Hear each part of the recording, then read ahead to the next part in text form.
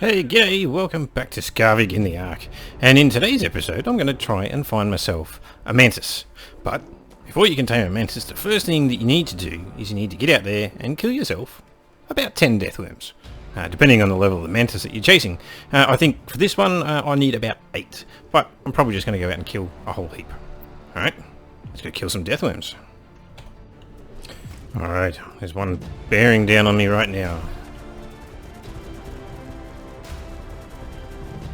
Maybe we get lucky and be an alpha one. No.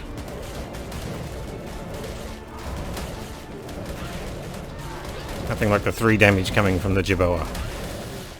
So OP.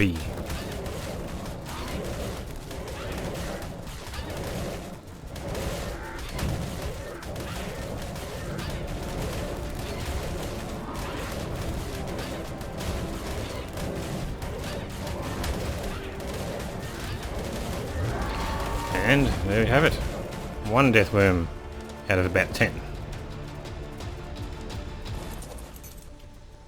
Alright, what did you get?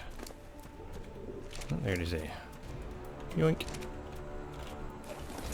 So in terms of the Thylacolios, they're the ones that we've been rocking for a while now. 6,500 health and 311 melee with 100% imprinting. And we've got a blueprint for a Mastercraft saddle. So 62 armor. So yeah. 5 of these guys does very, very well.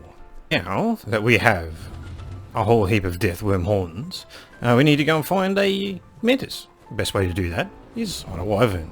As basically everything in the area will ignore you. You can land, you can check out things levels, and just keep flying on. And they move quite fast around the map, which is really, really cool. And the other thing that you'll need to bring with you is some bug repellent. And that's all you really need. I mean, if you want to, you can wear ghillie, but the bug repellent by itself is enough. Alright, what level is that one? That one's level 90. Oh, it's okay. There's a second one here, though. What level is that one? 140. Yep, that'll definitely do. Now, there is actually some stuff around here. So first things first, you want to clear the area. Not necessarily of Mantas, but of everything else that it's going to wander into. There is some vultures around, and they really don't like vultures for some reason. It's like the natural enemy of the Mantis. Don't forget to put your bug repellent on. It's a passive tame, so you have your food in the taming slots. And then, yeah. Try not to touch it while you're taming. There we go, 14.6%. Whatever that ends up being. So it's just under 30...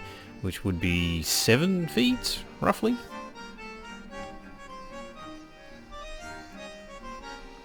And I've modified the timers. So in terms of the server here, because we've got ×5 food, there's a multiplier for the passive tames, which I've set to the inverse, which is 0.2.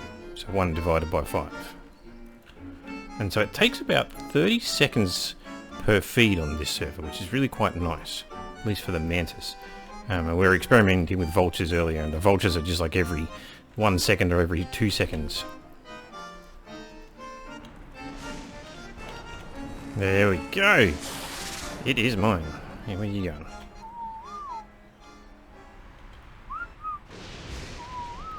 Right, so I can't put it away in a cryopod because silly storm. 225, okay. 18, it's like 1700 health is pretty low, but 225 is probably the best melee I've actually seen so far. Can I put it away?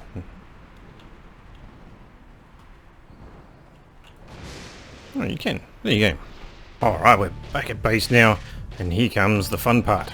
We get to ride the Mantis and see what it can do. I love all of these Morellatops.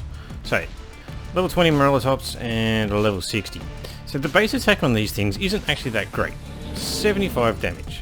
However, wrong button. We'll just take some hits here. If you put a sword in its hands, 268 damage a hit. How nuts is that? Okay, it is actually a pretty decent sword, mind you, but it gains the benefit of whatever it's actually wielding. Now, I can give it my sickle, for example. Oops.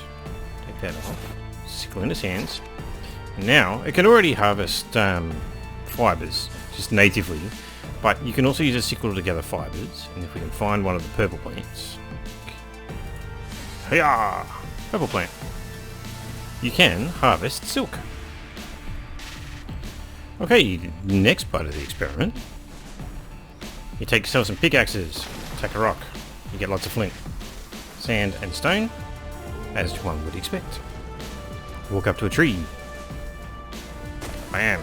Tons and tons of thatch. It also has an area of effect. Oh, way overweight. Not really keeping any of this, so we'll just dump it all. So when you're hitting a tree, it also hits the rocks, it also hits everything else. So you can actually get quite a fair bit of materials. So you could actually take something like that. If we've got a paramecium, a parasol, or whatever they're bloody called. And so you just sit here and really harvest everything real quick. Bogs down the creature real fast, but you then transfer all this stuff over onto your carrying creature, and it does all the heavy lifting for you, while this thing does all the harvesting extra fast. Okay, so, tree. Take that off. Hatch it on. Should get lots of wood. Absolute ton of wood. And now we want to go and find a metal node. One of the things to notice is that it broke my sickle and it's breaking my sword, so it does actually cause damage to the weapons. As I was saying, with area of effect, it broke the rock next to it. 600 metal from a pure, or rather a rich, metal node. Alright. So other things, like it can basically harvest anything that you can give it that you would normally harvest with those same items. And so we should have things like sulfur and salt and all the rest of that sort of stuff. It will be able to harvest all of those as well. Alright, well, there you go. We have ourselves a mantis, and I wonder if it still has the same bug. Put that on. Hey, I'm now holding pickaxes and swords. It seems to keep the last thing that it wielded. So I can put a hatchet on there and put the sword on top. So now I've got hatchet swords.